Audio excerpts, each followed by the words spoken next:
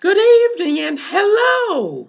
My name is Renee D. Waring, and I am the founder of Uniquely and Wonderfully Made Ministries. Welcome to you all, and a special welcome to the new members of my community. I am glad to be able to speak with you now. Today, my presentation is Mental Illness Among Latinx and Hispanic People in the United States, Part 1. Latinx people consider themselves of Latin American ancestry from Central America, South America, or the Caribbean. The term Latinx is used to eliminate a binary choice, male versus female, in limiting and excluding to trans individuals and others who identify as fluid or non-binary. Those who identify as Hispanic may be referring to ancestors from Spain or other Spanish-speaking countries. Since cultural identity is a construct shared by groups, recent immigrants may identify by their country of origin instead of as, quote, Hispanic, unquote, or Latinx, unquote. It is also possible that members of this population may use different terms interchangeably. Hispanic/Latinx communities face disparities in both access to and quality of treatment. More than half of Hispanic young adults aged 18 to 25 with serious mental illness may not receive treatment. Without treatment, mental health conditions worsen. Approximately 34% of Hispanic/Latinx adults with mental illness receive unique barriers to care. The barriers are 1. Language barriers, 2. Poverty and less health insurance coverage, 3. Lack of cultural competence, 4. Legal status, 5. Acculturation, and 6. Stigma. A person can find it difficult to communicate with his or her provider because of language barriers. Sensitive or unique personal issues can be different for anyone to put into words, but it's especially difficult for those who may not speak the same language as the potential provider. Although Spanish is the official language of most Latin America, some Latinos/Latinas speak other languages or dialects such as Quechua, Nahuatl, or Portuguese. Additionally, Latinx families may be bilingual or mixed language families. Therefore, it is helpful for providers to ask what parent, patient, and family's preferred language is before starting an evaluation and to use interpreters when necessary. 15.7% of Hispanic/Latinx people live in poverty, compared to 7.3% of non-white, non-Hispanic whites. People who live in poverty have a higher risk of mental illness, and conversely, people with mental illness have a higher risk of living in poverty. According to the Kaiser Family Foundation, in 2018, 19% of Hispanic people do not have health insurance. Health providers misunderstood and misdiagnosed members of the Hispanic/Latinx community due to cultural differences.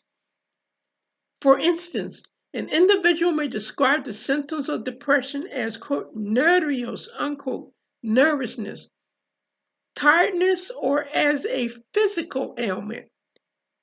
These symptoms are consistent with depression, But doctors who are not trained about how culture influences a person's interpretation of their symptoms may assume it is a different issue.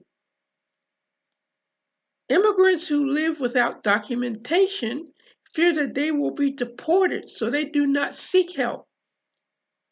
Even though millions of children of undocumented immigrants are eligible for health insurance under the Affordable Care Act, many families either may not know about the eligibility or be afraid to register due to fear of separation. Acculturation is the degree to which a person has embraced or adopted the predominant culture of the place they live. Acculturation has been found to predict use of healthcare services, with higher level of acculturation resulting in higher utilization. Hispanic/Latinx people may not seek mental health treatment because they may not recognize the signs and symptoms of mental health conditions or know where to find help. Many Hispanic Latinx people are very private and may not want to talk publicly about their challenges at home. This can lead to a lack of information and continued stigma about mental health within the community. As for talking about it, it can be viewed as taboo. The phrase, quote, la ropa sucia se lava en casa, unquote, which means don't air your dirty laundry in public, is common with Hispanic/Latinx community. Some people do not seek treatment out of fear of being labeled as, quote, locos, unquote, crazy, or bringing shame or unwanted attention to their families. Additionally, the church may be a source of distress if they are not well informed and do not know how to support families dealing with mental health conditions. Where mental health is not commonly or openly talked about in a community, the people seeking treatment may have limited knowledge and comfort with different types of therapy and psychiatric medications. Providers should use a compassionate and collaborative approach to engage people in treatment planning. Incorporating education, symptom monitoring, and engagement with community resources can be important to support a person's decision to start therapy or psychiatric medication. The mental health provider must be culturally humble to provide quality care. This refers to his or her ability to recognize the culture plays a huge role in a person's health and well-being and may sometimes affect the provider's ability to best serve their patient's needs.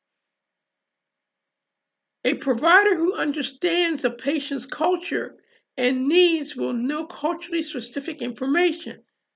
For example, the patient may describe that he or she is feeling in a phrase like, quote, me duele el corazón, unquote. The phrase literally means, quote, my heart hurts, unquote. It is an expression of emotional distress and not a sign of chest pain. A culturally sensitive doctor would be aware of this interpretation and would ask for more information instead of assuming that the problem is purely physical. The patient should go to their primary doctor to get an initial assessment or get a referral for recommendation to a mental health professional. Community and faith organizations may also have a list of available mental health providers in your area. When meeting with a provider, it can be helpful to ask questions to get a sense of their level of cultural awareness. Here are some simple questions. 1. Have you treated other Hispanic/Latinx people? 2. Have you received training in cultural competence or on Hispanic/Latinx mental health? And three, how do you see our cultural backgrounds influencing our communication and my treatment? Thus ends my presentation today. I am glad to be able to share with you all today. I hope that you found my presentation to be both interesting and informative. My next presentation will be on the fourth Friday of this month. Please view it and have your family and friends view it also. I would like for them to join my community by going on my website and filling out the contact form. To go to my website in order to receive 2 free educational videos per month on the topic of mental health. You will find blogs and past videos on my website. My email address is mirecovery74@gmail.com. That's small m, small I, RECOVERY74@gmail.com. I repeat, I as in my, I as in ice cream, RECOVERY74@gmail.com. Send me your questions, concerns, and prayer requests. I would love to be invited to come to speak to your group on a hot topic on mental health. Please send me an email concerning this.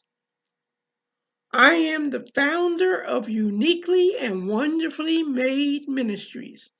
My name is Renee D. Waring, and I am the warrior warring.